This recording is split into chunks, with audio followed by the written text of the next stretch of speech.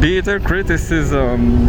Yesterday I made the genocide dossier, but I didn't read anything. I mean, I didn't read Cgtn. It's been a long time now.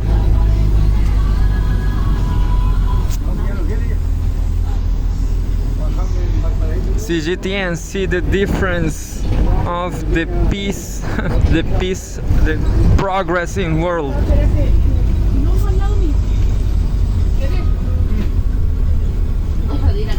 This will be the top 5 from the highlights. Top 5 from the highlights.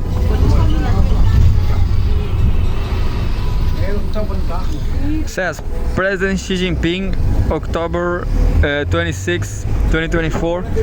President Xi Jinping stressed enhancing inclusive public services for people. Updated.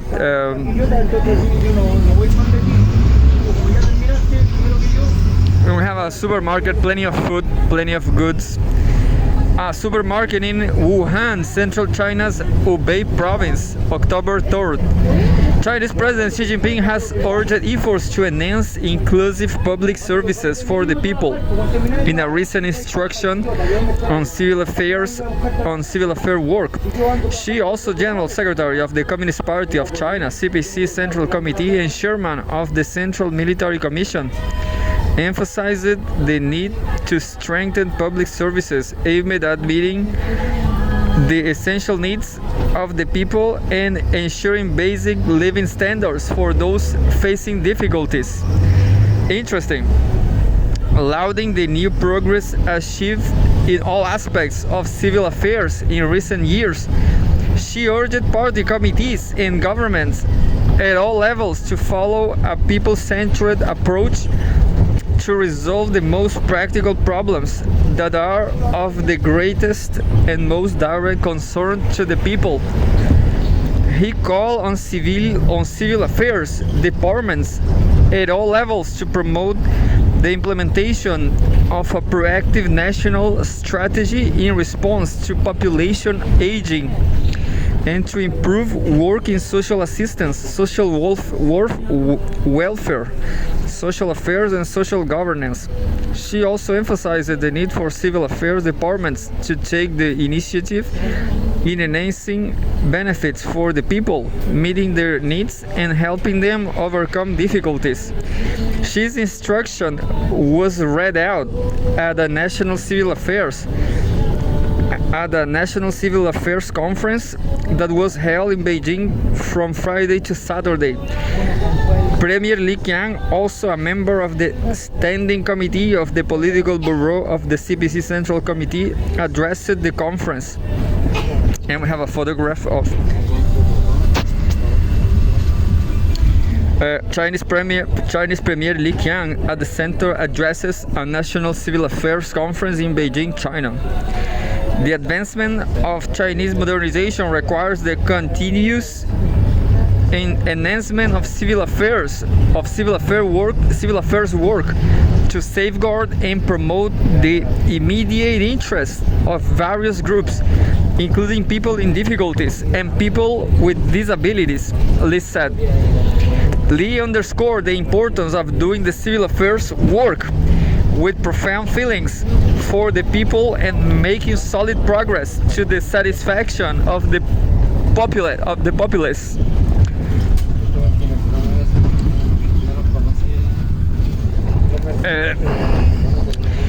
He also called for systematic efforts to plan and carry out reforms to break new grounds in the civil affairs sector. Speaking at the conference, State Councillor Shen Yiqing urged efforts to further improve the system for social assistance and elderly care services.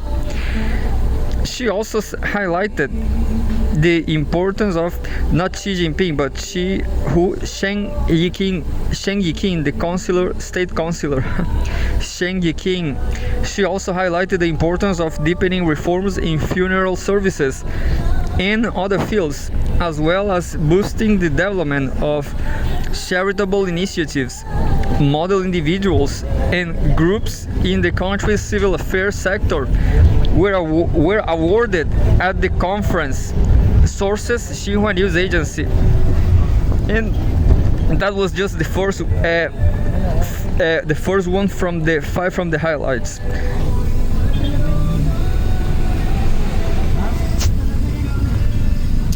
The second I did like too.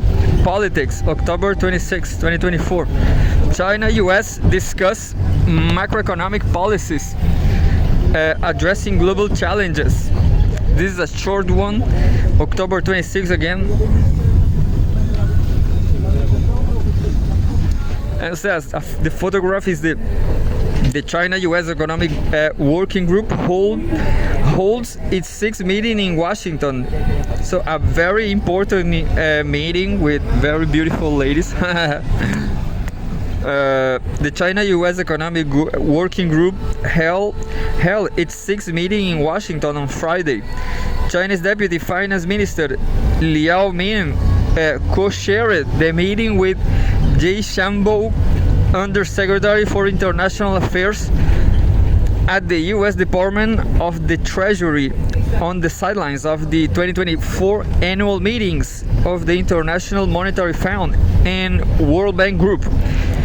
The two sides had, quote, in-depth, programmatic and constructive communication on the macroeconomic situation and policies of the two countries, addressing global challenges, including joint cooperation to help low-income countries cope with liquidity challenges and future arrangements, according to a statement released by China's Ministry of Finance.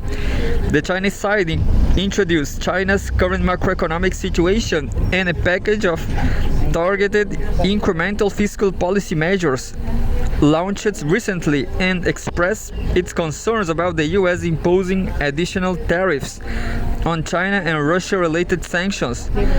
After the meeting, Liao held courtesy talks with US Treasury Secretary Janet Yellen. And this was just the second.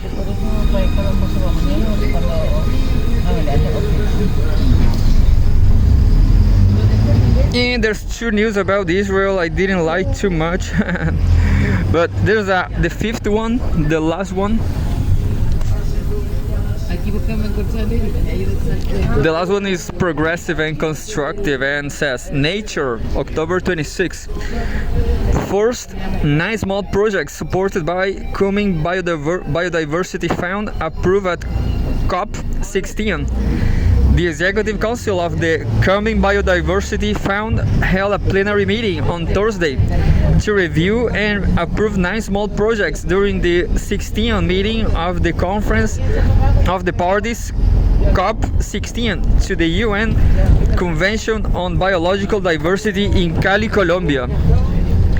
These projects cover 15 countries, including 1 project in Central and Eastern Europe, 4 in the Asia-Pacific region, 2 in Africa, and 2 in Latin America. The fund, of which China was a leading funder, will respond to the needs of developing countries and implement a number of projects to help developing countries implement the goals of the coming Montreal Global Biodiversity Framework, KMGBF, starting with major goals including ecosystem restoration and protection, sustainable use of biodiversity, and prevention and control of initiative alien species, said Chinese Minister of Ecology and Environment Wang Runkyu at COP16.